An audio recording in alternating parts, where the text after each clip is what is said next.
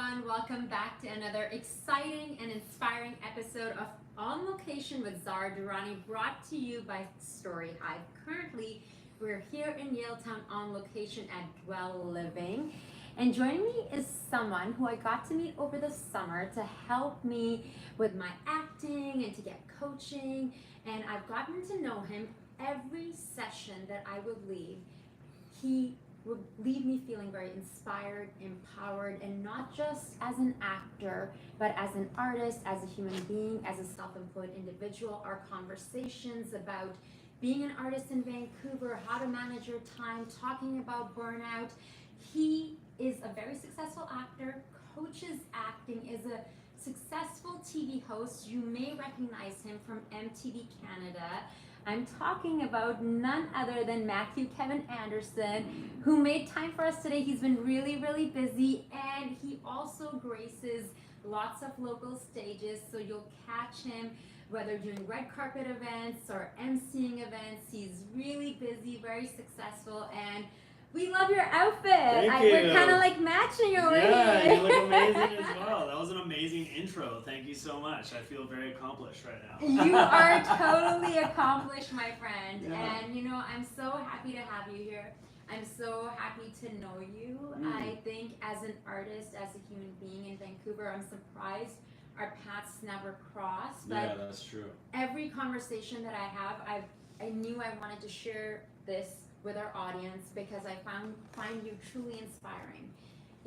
I feel the same way. I feel like every time you and I sit down to work on a project or sit down and have coffee and just talk about the industry, our lives, where our goals are taking us, I always walk away. We both talked about this the other day. I walk away feeling very full, like energized and ready to kind of go out and take on the world. So I'm very grateful that you brought me on here.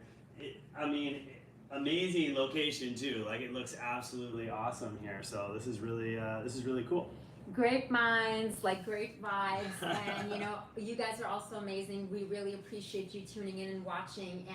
And I feel so blessed to have this opportunity to bring people who are in our community here in Vancouver to have these conversations, because whether you're an artist, an actor, a filmmaker, or an engineer, or a mom at home, because I think that the conversations you and I have and some of the other guests we've had on here, everyone can benefit from hearing them. So with everyone, I like to talk about how they got started. Like, let's hit rewind. Oh my gosh. I want to talk about, like, was this the journey you always knew you were going to be an artist? Did you always know you were going to be in front of the cameras, on the red carpets? Like, you started as a host. I started as a host, but before that I was in, Wizard of Oz in grade 3. I definitely think I always leaned towards the arts. I was always really interested in comics and drawing when I was a kid. I liked singing, and we did Fantasia and we did Wizard of Oz when I was in grade 3, going to one of the schools that I went to, and performing was something that I just got a lot of excitement out of, and I think I've always been pretty performative. And I don't think I understood that it could be a career until one day I was sitting at home. My sister went to Kits High, Ryan Reynolds, Josh Jackson. We have a lot of people who have come out of Vancouver. I went to Point Grey, Seth Rogen, Evan Goldberg. So we were sitting one day. I'm younger than my sister. We're watching TV, and she looks at the TV and she goes, "Oh, I go to high school with that guy."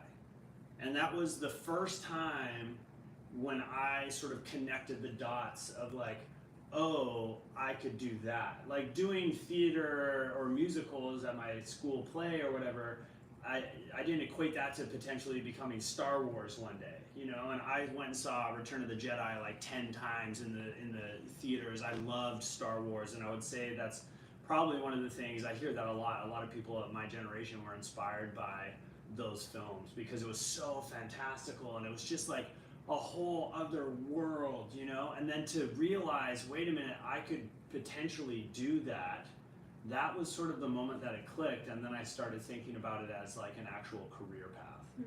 Now, you mentioned Ryan Reynolds. Yeah. Like, do you sometimes hear you could be like related to him? Not at all. Oh my gosh, that's very kind, but she's way more handsome and the glasses. buff. It's And the glasses. I'll take it right now. But yes, that's very, very, very sweet of you. Thank you. So how did you go from? It's interesting you mentioned like Wizard of Oz, and as soon as you said grade 3, my ears kind of like pricked a little bit because in Pakistan, that's where I'm from. In kindergarten, I was performing. Amazing. And it's so bizarre, the feeling that I got when I was on a stage.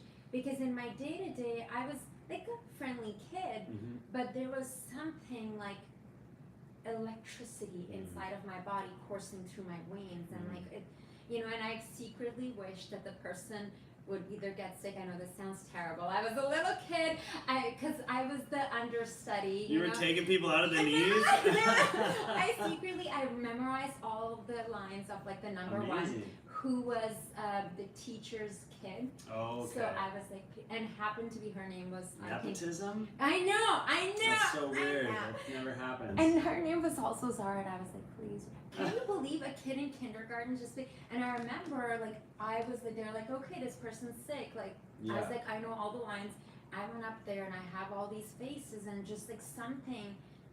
There's an energy. Yeah, and I feel like a lot of individuals I've brought on the show and had the conversations with, the bug was planted of performing from a young age. So it sounds like that is what it was like for you.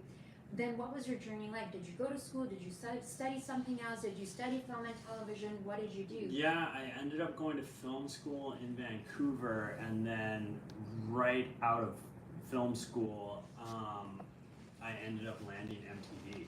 Woo! It was one of my first sort of major auditions, and not acting, right? But very personality driven, and there was just all these things, the world's wild, right? Like the universe sort of like lines up for you, whatever you believe and whatever you call the universe. Some people call it God, some people call it different things, but I just had all these little things. Like I got out of film school, my sister's friend was working at an agency, so they were like, oh, just come down and see, and I knew her, so it was really easy, and then went down and she introduced me to some agents, someone signed me, and then one of my first auditions went in.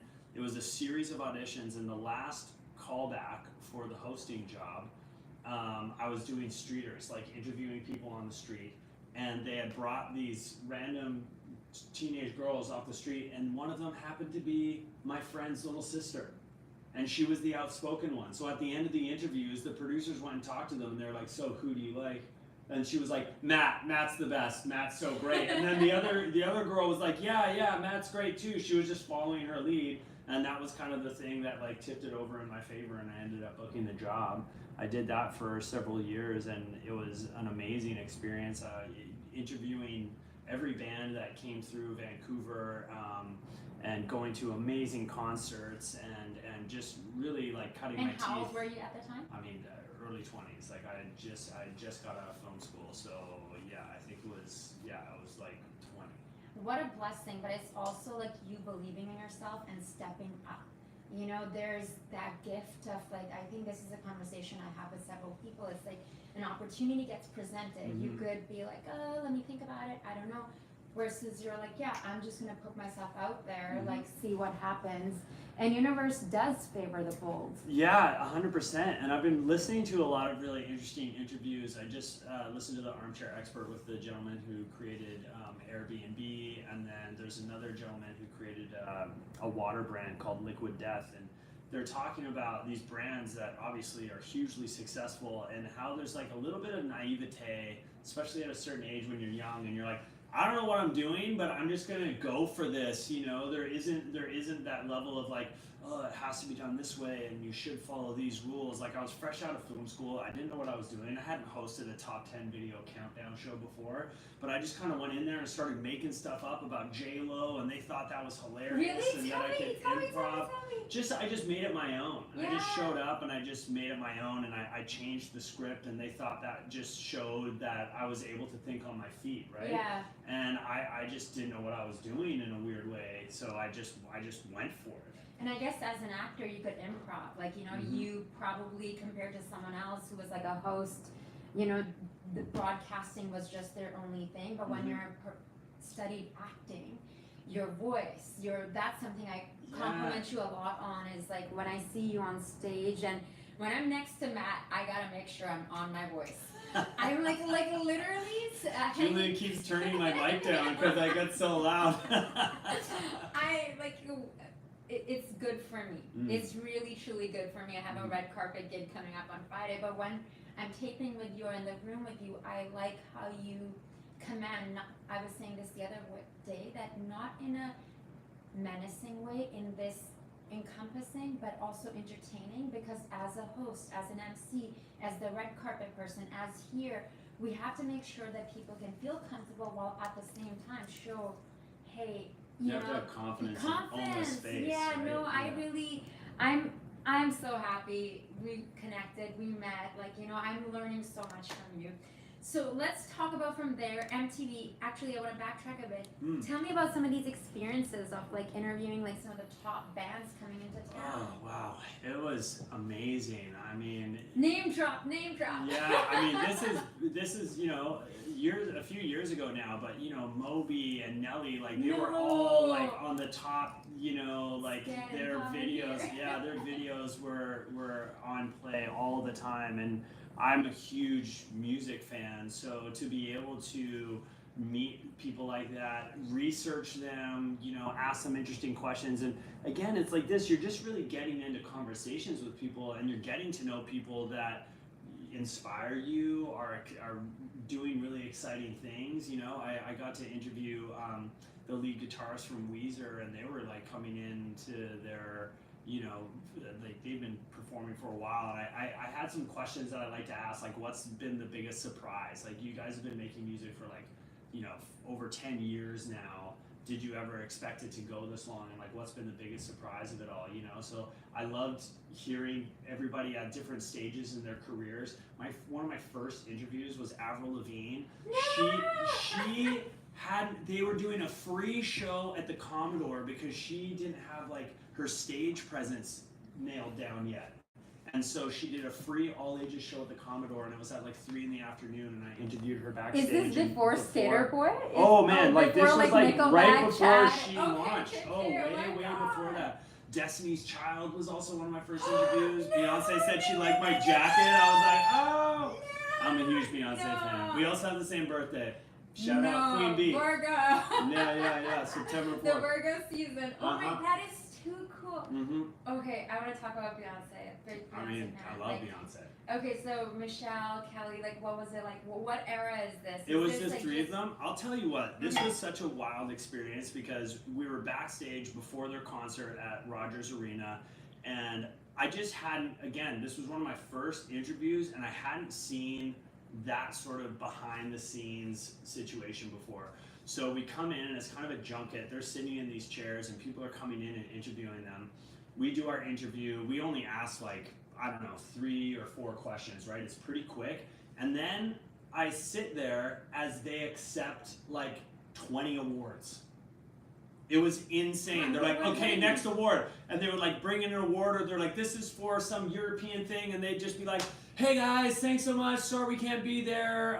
We really appreciate it. And it was just like award after award after award. And I'm like, they're about to go on stage. They just accepted like 10 awards and did 5 interviews. The job is so wild when you're at that level and you're dealing with that level of stardom. And that's even before she went solo. Like, she's a mega star, and I just hadn't seen that, you know, that level of fame. Yeah, you think about, you'd watch like the MTV Music Awards and they're all there and they're accepting awards, but there's award shows like that happening all over the world, and they were winning everything. So just being in that around that level of stardom was really interesting and eye-opening.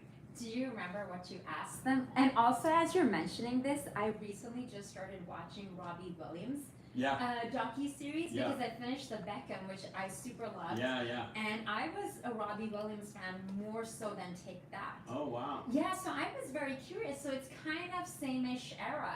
And he talks about being thrusted into the fame and how he was not prepared, you know, and you know all the issues that he had around that, and I can't imagine. It's just a different level, and I mean now with social media as well, like it's shifted. I think part of it, there's a positive aspect to that because the era of like Britney Spears, again, that was a big part of when I was doing the Top 10 show. It was Britney Spears, it was, you know, Backstreet Boys, it was NSYNC, like all that stuff was really popping off. The 2000s. And she was like getting swarmed by paparazzi. You don't really see that anymore as much, and I think that's a positive thing, but also it's because everyone has it on their phone now, right? So, you know, there's been shifts and the industry's changed, and yeah, it's interesting to see. I just watched a show called Dave, which is by Lil Dicky, and he writes and creates everything himself, very much like Jared Kiso, who does Letterkenny, and Shoresy, shout out.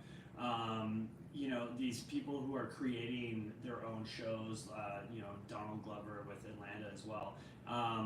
He does an episode where he is single and he gets on like, you know, Hinge or Raya. It's Raya. I say that because I'm on it. And he links up with Doja Cat, and then you go into the dating life of Doja Cat, and you see like her phone and like all the stuff that she has to do to keep up with it. And again, it's sort of like looking behind the curtain a little bit, and I think everyone just thinks it's all glamour, which it is, but it's really a lot of hard work and it's non-stop hustle. Even when you get to that level, you think it's going to get easier. It's just a different level of problems or things that you're dealing with, and it's a lot. Yeah, I watched like Lady Gaga's documentary and Taylor Swift, but the most recent that I'm seeing right now is this docu-series with Robbie Williams, and he talks about, you know, how going from city to city, the radio appearances, TV appearances, photo shoots, and you know they're giving him awards, and he's just like, it's another thing, you know, and in between, you know, of course, his substance abuse and all of that he's really, really open about. But he talks about, like, I think he's 17 or 16 when he was in Take That. He was the baby of the group, and how all of that affected him. And I'm really glad that they're openly talking about these issues, and especially, you know, these male pop stars, or even David Beckham, how he talks about his life and his struggles and struggles in their marriage.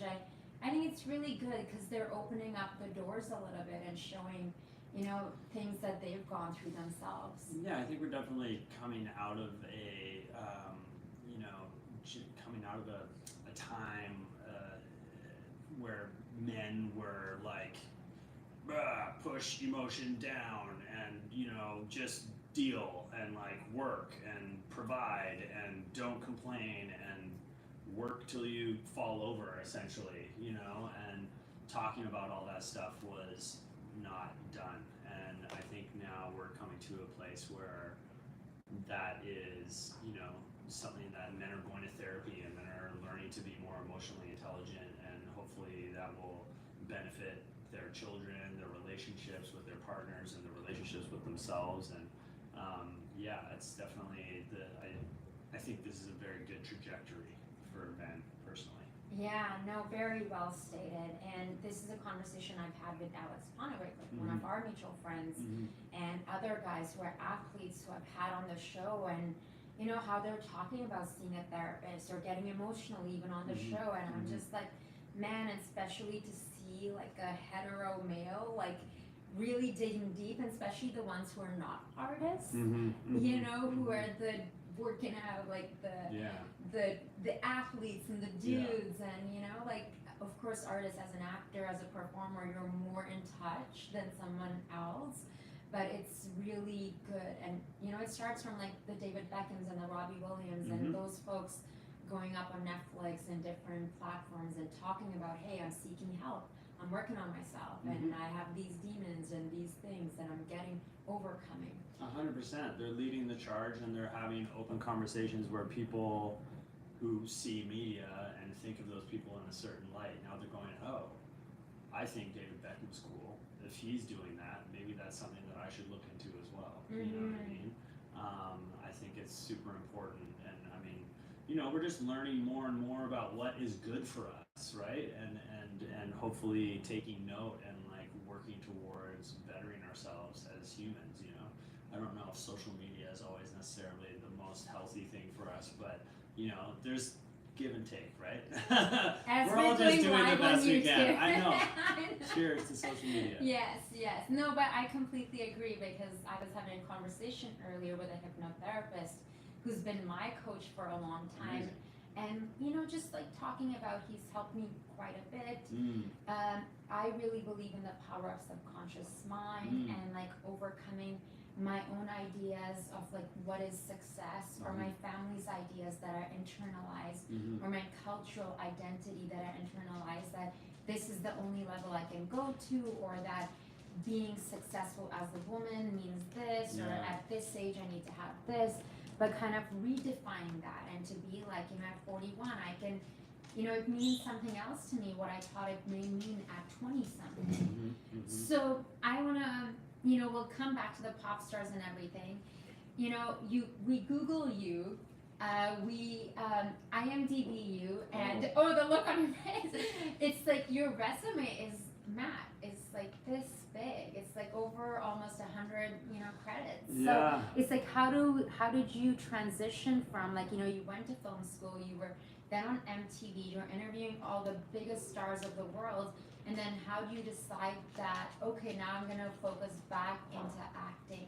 And what has that journey been like over the last 15 years? A long journey and an interesting one.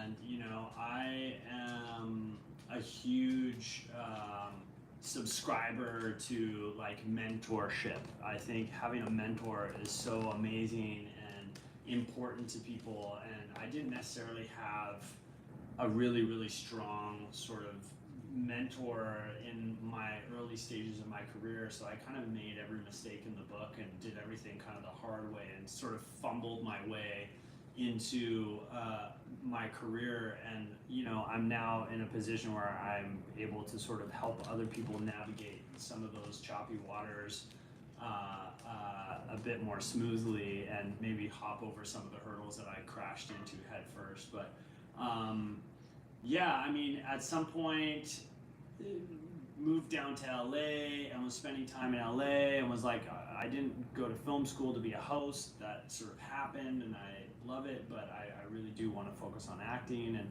started refocusing my energies into that space. And it took time for me to almost turn the hosting personality part off and sort of like really start focusing on acting. And it was really only until I started training really regularly with a coach in LA, in Vancouver first, and then in LA, and then I learned a lot once I moved down to LA.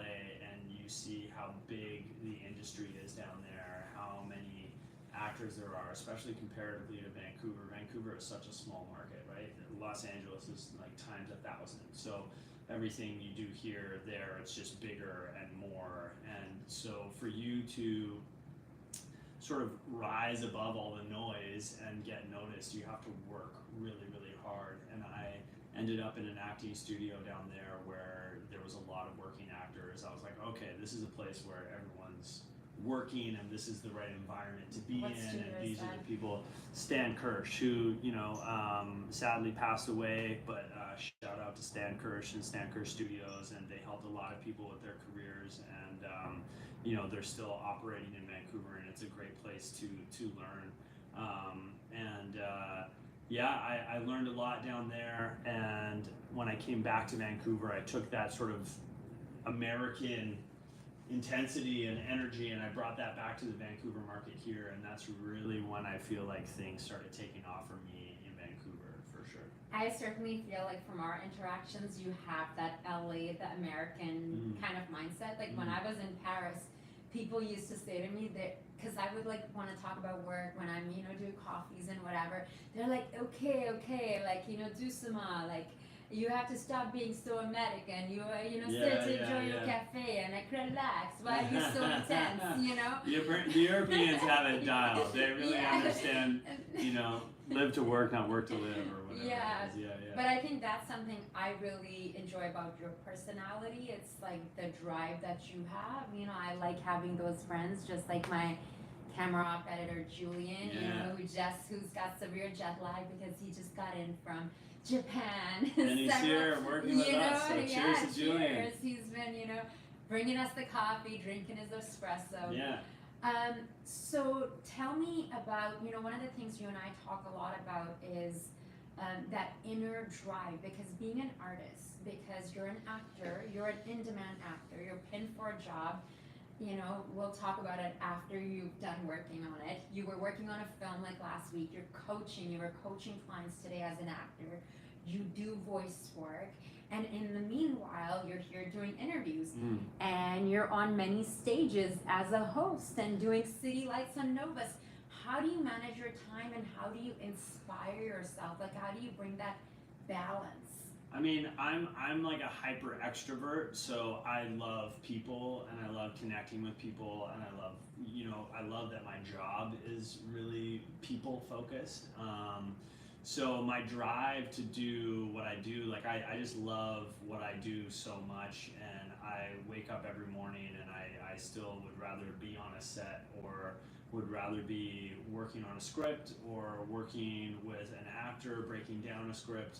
I just love this so much that I'd rather be doing that than anything else during the day. So as long as I still have that drive, I'm always going to be pushing forward. And there's so many, I think, again, when you first start out, you think of acting as like there's so many avenues in the film industry and the entertainment industry. There's so many things. Like when I went to film school, no one even talked to me about hosting, and I didn't even realize hosting was like a potential job, right? Voiceover work, writing, I've been writing and selling scripts, directing. Really? Yeah, I mean, look at everybody, look at the people who are really killing it in the industry right now. I mean, again, going back to Ryan Reynolds, the diversity, the different things that they're doing. He's buying football clubs. He's got Mint Mobile that he just sold. Everyone's getting into aviation liquor. gin. Yeah, Yes. exactly. So it's using this as a platform to do other things, but there's so many things that you can do. For me, I was always really inspired by Seth Rogen. I thought it was so cool that he created sort of a group of friends that he was always working with. I love working with my friends and connecting with people that I know, right? And helping each other and raising each other up and supporting each other and creating with each other. I mean, art is a challenging thing to make into a career, and you have to be open to doing whatever it takes to stay in the game and stay sharp and stay, inspired and keep the lights on ultimately. So, I think the hosting thing sort of was like, oh, weird. This is this weird sort of detour that I took, and then I started going, oh, there's this whole other world to entertainment, and then you start going down the acting path, and you start learning about all these different jobs that you can do on a set that are involved in film and producing, and it's all tied into the same thing, and it's all exciting and cool and creative. It's just hyper creative. So I also feel like the more I learn about all these facets of the industry, the better I am as an actor,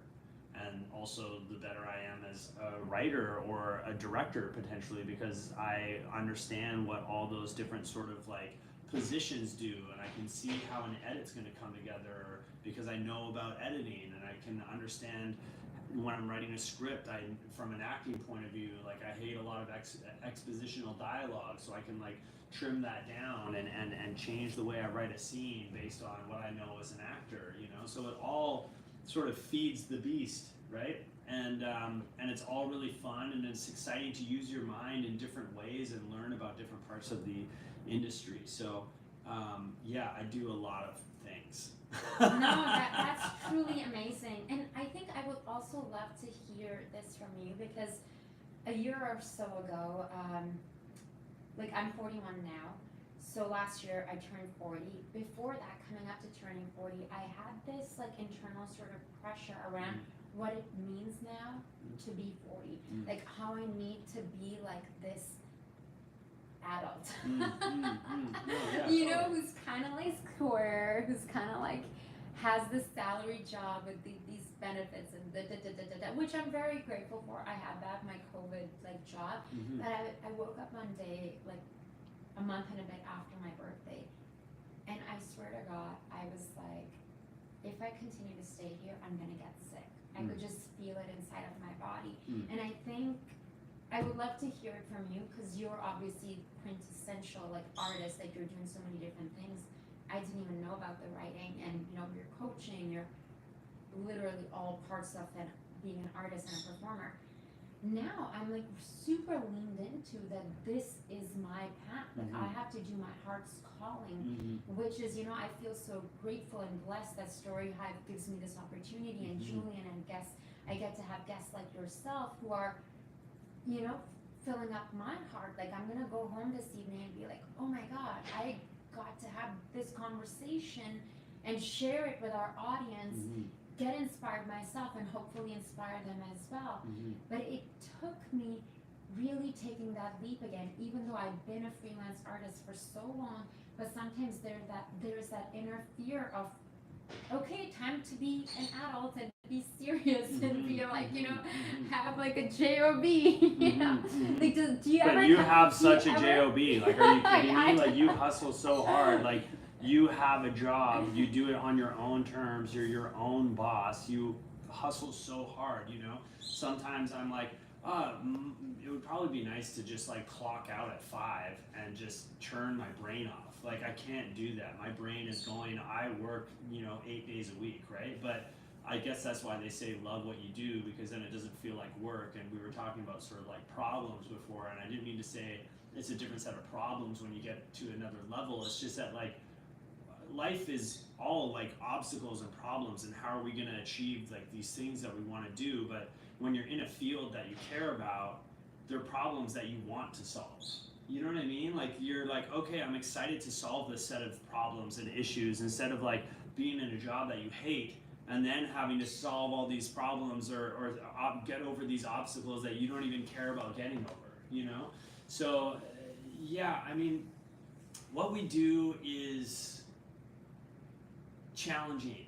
It's not easy. And I think people see Instagram, or people see, you know, ET Canada, RIP, and they, you know, they see sort of the fun glamour side, but it's a lot of really hard work. But also, that's what I call the double down. I think a lot of artists have moments, sometimes one, sometimes multiple, when they're like, is this really what I'm doing right now? And you kind of either stop or you double down and you commit even more. And I had one of those moments early on in my career. I got hooked up with a job interview to do like ad sales for like Rogers, like on radio and stuff like that. And I was like, okay. And they're like, well, if you take this job, we're gonna put you into these courses, and we're gonna like work you really hard because you need to do this, this, and this. And I was like, if I just took that mentality and applied it to my acting and just like doubled down on what I was doing and worked even harder, it would be the same thing. So why don't I just stick in my lane and just work my ass off even more? And that's really one of those turning points where my career started shifting into a different direction, for sure.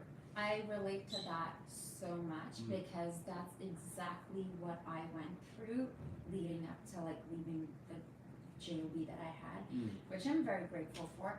But I was like, all this energy and this stress and the learning curve I'm going through, I can put the same into for myself.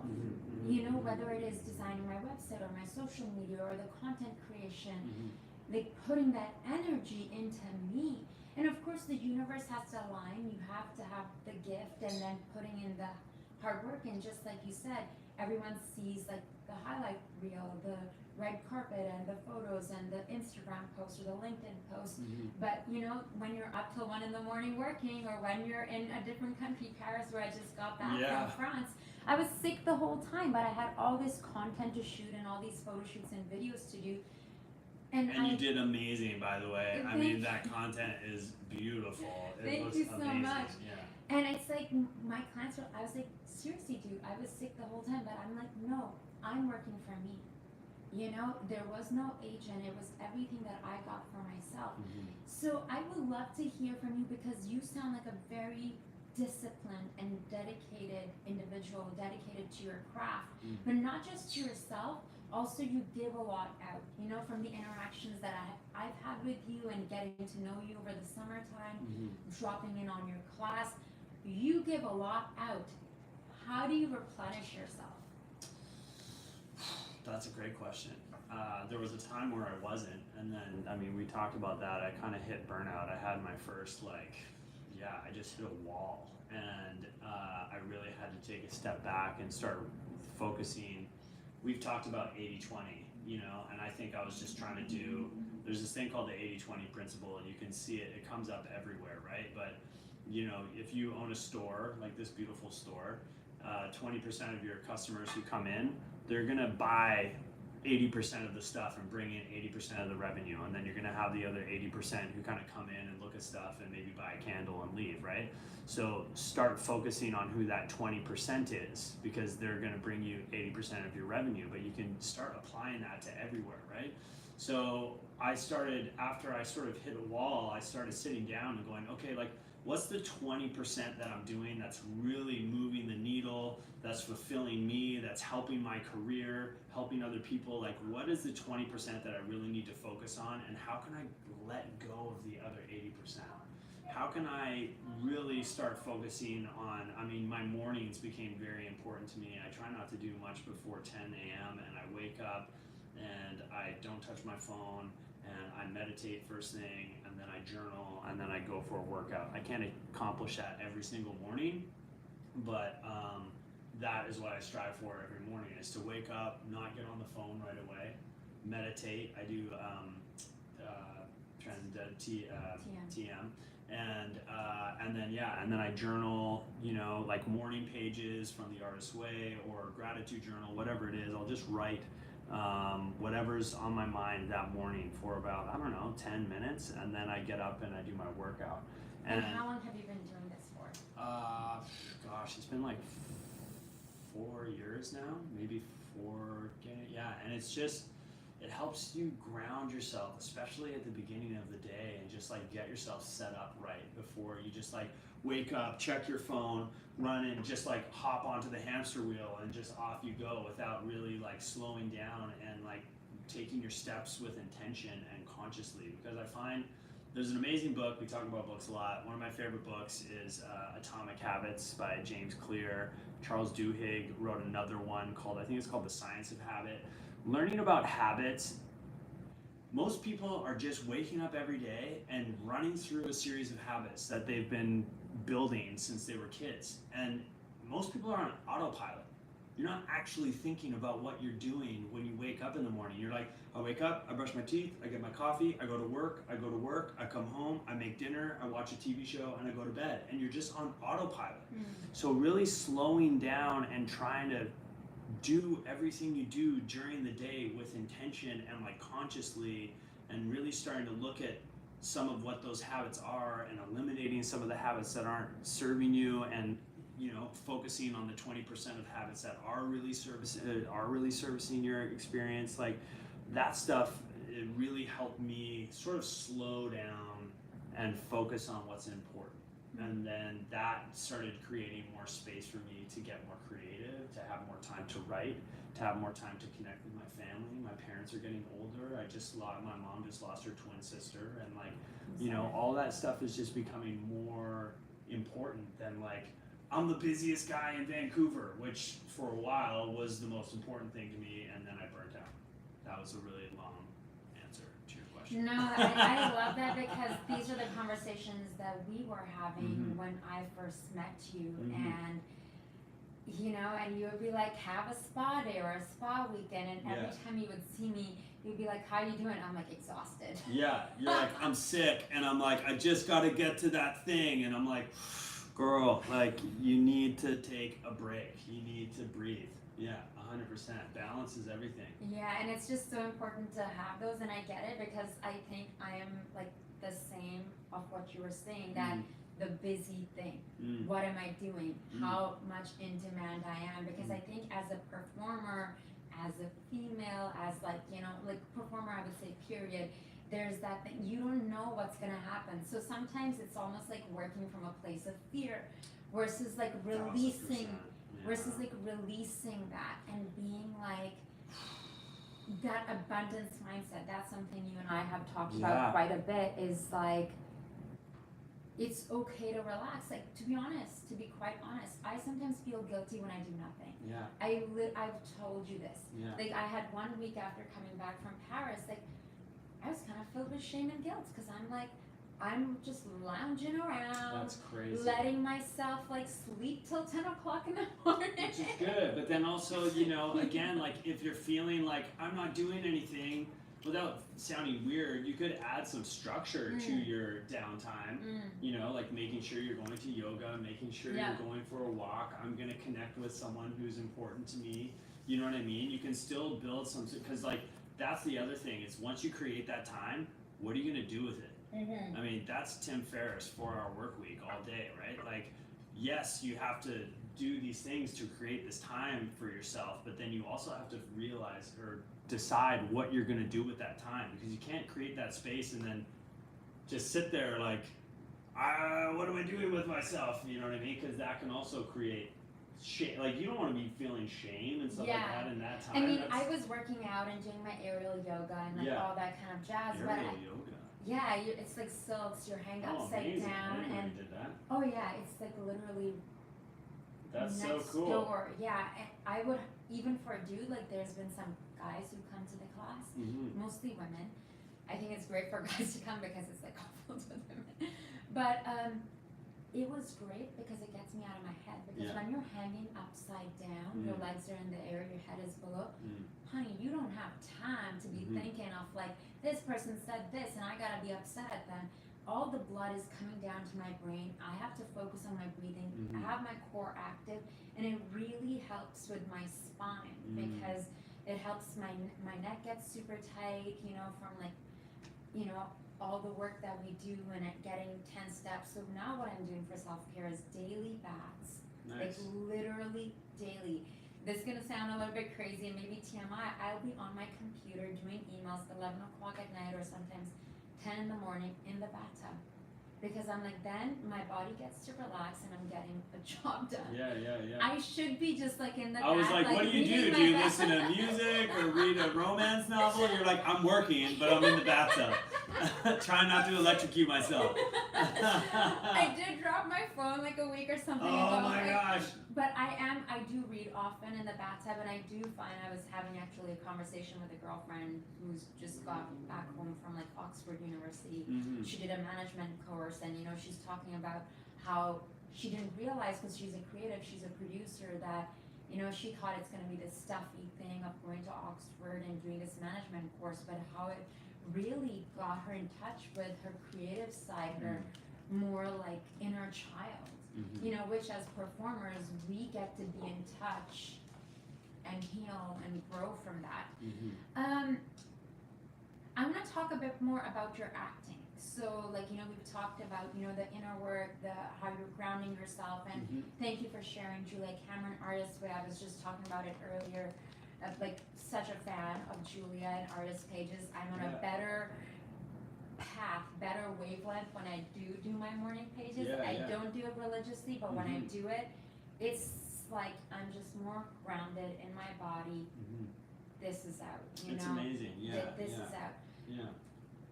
I know it's hard to like pinpoint because you have such a big body of work, but like tell me some moments on set that you had, that you arrived, you got in your trailer or in your wardrobe or in hair and makeup, that you're like, oh my God, someone pinched me or like slapped me. Is this my life? I get to be on this show. I get to be this character working next to this person. Like, OMG. Like, tell me about some of those moments you've had in your career. I mean, I've been really lucky. I've had many moments, you know. Again, and it sort of shifts throughout, at least for myself personally, it has shifted throughout my career about like what my goals are or what my intention is going into work. And you know, especially right now, what's really interesting is as I said before, being able to connect and create with friends and people that I care about. I mean, that's really the most fun.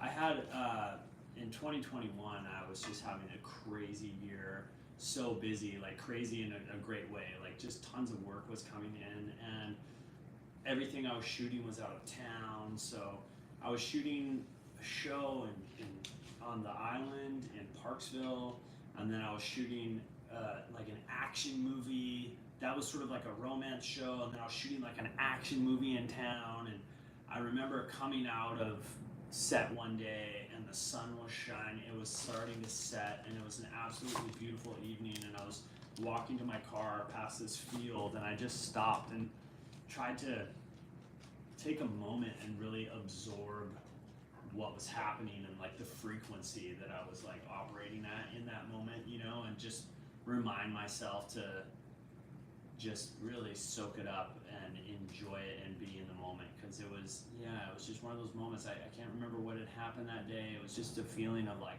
walking out of set. I just finished this great job, I was working on this other job, and I was just, this is exactly where I want to be, and just acknowledge that for a moment and be grateful about it. And then also like, how do I, you know, it's interesting because you're like, how do I hold on to this feeling? Bottle it up. Yeah. And I don't know if you can, you know, ultimately everything shifts, right? So you probably can't. So then it's just about really acknowledging it when it's happening and really enjoying the moment, because you can't hold on to it. That's the rub. But you can appreciate it when it's happening. I think that's really important. I feel like when you talk, Matt, like mindfulness seems to be something that comes to my mind. Is that you seem very, you know, connected, and like, you know, not just, I've interviewed a lot of actors, like, you know, doing maybe not musicians and Beyonce's, but like, you know, local actors here, like the UBC ACTRA Awards and all that red carpet stuff. You know, I did some stuff for ET and different shows, but I feel like some of the people who are like, I interviewed Ben Ratner like a little while ago. Ben Emmanuel. Yes, Ben Emmanuel. I know he changed his name. I know. Like that was like a thing we talked about as well. But Yeah, it just he's rolls awesome. off my tongue. I know. It's years of retraining. Yes, it rolls off my. But I feel like the people who have had that like level of success, like Alex on right, and like you, as you're talking about this, there seems to be that interconnectedness and understanding the impermanence of this, while at the same time showing up and doing the work, and then maybe letting go of the results. Oh yes, very well said. Yeah, 100%. I mean, I guess sometimes I watch the stuff that I do, and I remember when I was early on, I remember people saying that they don't watch their work as much. And I mean, for me, it's the moment that I'm in the thing, doing the thing, and then you learn to just let it go. I find the more I'm able to do that, the more I'm able to stay in the moment and just kind of like go on to the next thing. I forget that I shoot stuff sometimes, and then I'm like, oh yeah, that thing I did a year and a half ago is now coming out and people are gonna actually see it. I hope it's good. You know what I mean? But you almost forget because you move on to the next thing and you do let it go. But I think when you're younger, you're holding on to everything so tight and you want everything to be a certain way and you have expectations. And the older I've gotten, I've learned that like open palm, like don't choke things out, you know, you gotta just keep everything open. And like I've learned, you know, no expectation, just appreciation has been like a huge sort of mantra for me for a long time, of just letting go of any expectations, because then you can't get really let down, you know, you're just open to whatever comes, and that's cool, you know? No expectation, just appreciation. It's a good one. I love that. Yeah, it's a We really have good one. heard some gems today, you know, it's like, man. this is, I love that. Yeah, it's really good. It's really good. And I used to only apply it in certain areas of my life. And then I told that to a friend of mine, and then I was griping about something in the car, and he was like, hey man, no expectation, just appreciation. And I was like, oh my gosh, you just like, oh yeah, why am I not doing that here? Like, why don't I blanket use that in every aspect of my life? But I was only focusing it on like my personal life and not necessarily my career, and I was still holding on to certain expectations in my career and my work stuff. And then yeah, learning to let that stuff go and yeah, what did you say? The impermanence of it all? That I don't know, it's just like when you speak about this, like it just sounds from a very mindful perspective. Like, I guess because we've had those conversations about life and not just the performance, not just the success, but the inner success, the peace, the, like, you know, if we don't have our health and our sanity, because, you know, it's like, we've been working, like, during this strike, and I feel so blessed that Story Hive and second 100%. show this year, I did a play and doing voiceover stuff and switched agents and, you know, getting your help to sharpen my work more and just fine tune and being willing to learn. And it can be such a thing because I can see myself coming up against my own ego. Like when I came to audit your class, and I was like, oh my God, when I make mistakes, everyone's gonna see. I know, in my brain, this is what I'm thinking. When I make mistakes, everyone's gonna see. You know, this is my brain. I know. This is what's It's like all about making mistakes. That's what it's all about. It's all about making mistakes. Make more mistakes. Fail more. The more you fail, the closer you will get to success. Like that's what I've had to learn, but also that I try to tell everybody all the time, like perfection is toxic and doesn't even exist. Like all you can do is try to make something cool and interesting. Everything else is just noise. Like make mistakes. Make mistakes. There's amazing interviews with Willem Dafoe where he's like, you know, now I just show up and I try to fuck it up as big as I can.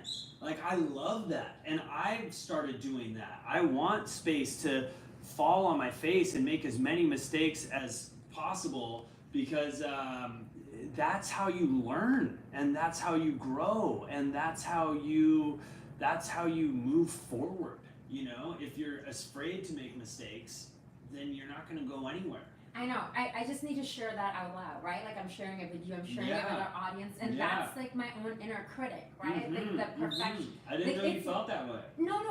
It's like I came in. I enjoyed it. I love working with you. I learned so much from you, but I could feel like inside of me, and I was like, okay, you know, it's definitely a safe space when I'm working with you, and I feel so comfortable because I think, as like you were mentioning earlier, the importance of having mentors, you know, and like I feel like we're each other's, like Napoleon Hill talks about it in his book Think and Grow Rich, having your mastermind. I feel like we have a bit of mastermind going on, but I can sense my own inner ego, the critic inside of me is like, oh my God, I make mistakes. All these people are gonna see, like, you know, how I'm effing up. See, I didn't swear, Julian. I swore, sorry. That was my bad. I'm sorry, Bentley. No.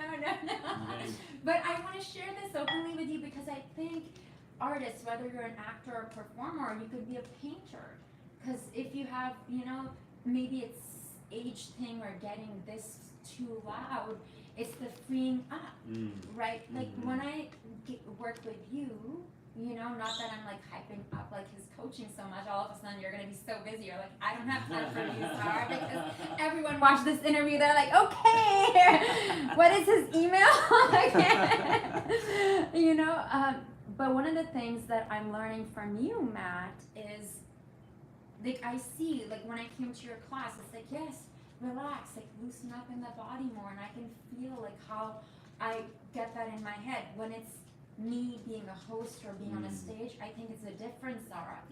Auditioning as the performer, I get in this, and then when other people are watching me, I think that is the thing I need to get over, is the making mistakes. So I'm outing myself by sharing that. That's great.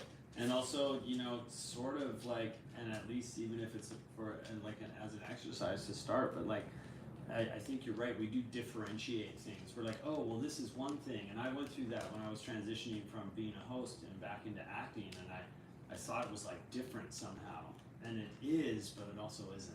And this is all like this is woo-woo stuff. But No, like but it's we like it's, woo-woo. it's We true, talk but it's about true, woo-woo. right? Like acting is just you hopefully being really authentic in whatever situation you're in, a version of yourself, right? So try not to differentiate Zara who is like hosting and on set versus like Zara who's acting, because it's all the same thing and it's all coming from here, right?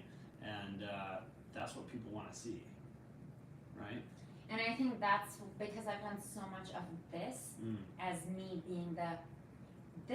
Like, right now, I think when I go into Alistair, who told me about you, and he's like, you need to go see Matt. I'm like, who is this guy? He's like, no, you need to go, like, meet. And I'm like, Shout out Alistair Abel. I'm like, I have no idea. Like, I know, not that I know, but I was like, who is this person? Okay, Google. I'm like, okay, all right, let's see, go meet him. I'm like, okay, that was pretty good. Go again a few more times. I was like, yeah, every time I would leave, whether I would book the job or not, which I didn't, but I felt like so alive. I'm not saying this like to like inflate your ego, but I literally was like, wow, that felt so good as a performer, because I felt we fine-tuned, I was open, and I felt really comfortable, which is, I don't know if directing is something you want to go in, but I felt like you really know how to bring things out of people and like shake me out of my own head to like. A lot of that is also just, I think sometimes a lot of what I do is just give people permission to, I think again, people will have a certain idea of what it should be or how it should look like or whatever, and I'm like, well, what if it isn't that? And they're like, oh, I can think about it like that, and I'm like, yeah, I don't know, why not? Is that interesting to you? Go ahead. And then it kind of gives people permission to let go of like whatever that thing is that they're holding on to, and then just be themselves and do what they think is interesting, right? I find a lot of what I do is sort of like, in a weird way, people are just looking for permission to do the thing. And I feel like in Vancouver there's like a lot of great teachers. I've studied with a few over the years, and then I do think, like, I'm again talking my inner stuff, sharing here, is I took a break from going to class because I found myself getting so in my head, and it's been really nice coming and working with you on the scenes, on my tapes and auditions, because it just gets me out of that. And the way you create space, Matt, like, it's like a genuine compliment to you and how you are, because I feel like as a coach or director, maybe one day, I don't know, some people who work a lot as actors are not able to perhaps like translate that, but it's like you're able to create this space where I was like, oh my god, I want to come and study with you, so I can better these things and get this information on a regular basis. So you made it a very comfortable and safe space to explore and play. Awesome. Which I'm grateful for. Yeah. I'm glad. I'm super glad that we've connected. Thank you, Alistair Abel. So we were speaking about success earlier. I would like to know what success means to you. Oh man, that's another one that sort of has shifted and evolved, throughout time. What does success look like for me now? Working on projects that inspire me and I find to be interesting, and stretching myself in different ways as a performer or in the industry and learning about new things. As I said, writing scripts has been a really interesting new sort of avenue for me over the past few years. Well, it started in COVID. It was like one of my COVID pivots. Directing is something I'm very interested in and am working towards getting off the ground. So I think it's like having a full success to me right now is having a very sort of full creative life, surrounded by people that are joyful and that I love and that are inspiring to me, and yeah, being able to go on trips when I want, because I love travel. You know, travel I find to be, that's part of how I unwind. You know, even if it's, you know, pop down to Mexico for 4 days, or go to Whistler for 3 days, or you know, go to Tofino. Even just having a couple days to just decompress and get away from, you know, the noise a little bit. That's really important to me. And yeah, just having a full creative life. That's kind of where I've come out at as success for myself, and I'm achieving that, I'd say. So yeah, it's things are good, all things considered.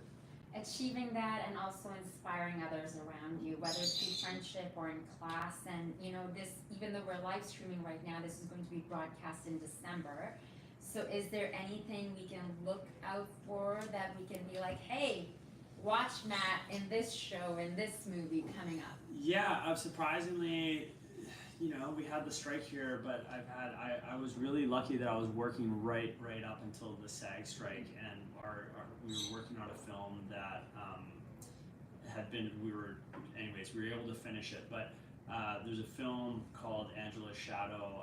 I'm not sure if that's going to be a working title. I don't know enough about it yet, but you know, or when it's even going to come out yet, but it's an Indigenous writer director, and it was a really exciting and challenging project for me to work on. It's a period piece.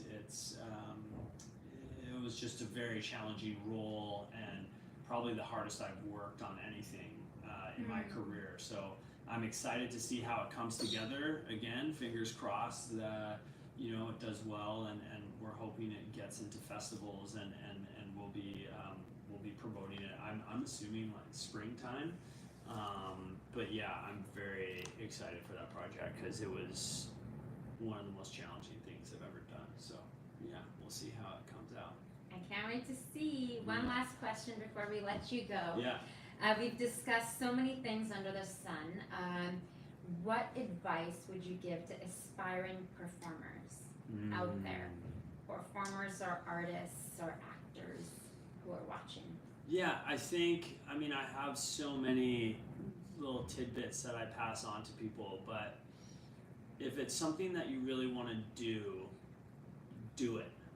You know, don't be afraid to make mistakes. Don't be waiting for opportunities. Find ways. You know, I think Robert Redford said, find ways to act more than you're not acting. But if it's hosting, if it's painting, if it's, you know, directing, whatever it is, just start doing it. Find time anywhere you can and make it an obsession, and just go after it. You can always course correct. You don't have to get it right off the bat. Your first draft of your movie is going to be terrible. Know that. Just barf it out, get it on the page, and get things moving. Then you can go back and edit, and you can make changes along the way, but you have to take that first step and create action for yourself, and start moving the needle and getting things going. And that's when you create flow and you create motion, and then everything starts to happen, and the path through the trees will reveal itself. But you have to get going, and you have to really move on stuff, because I think a lot of people get sort of paralyzed by fear, and so they don't actually end up doing anything. They just talk about it. And do it despite yourself, despite the fears, like, you know, doing the work. Like, it's, you know, there's sometimes I've gotten auditions or scripts, I'm like, oh my God, I don't even know what to do with this. Yeah. So, and then I show up and I'm like, I don't know. But, you know, being open and willing to fail, and for me to getting out of this, like quieting this. And, you know, there's been so many gems in this conversation. I'm so grateful to have you in my life as a friend, and you so truly inspire me. Ladies and gentlemen, Matthew Kevin Anderson, you know, we'll be tagging Zara him. Durrani.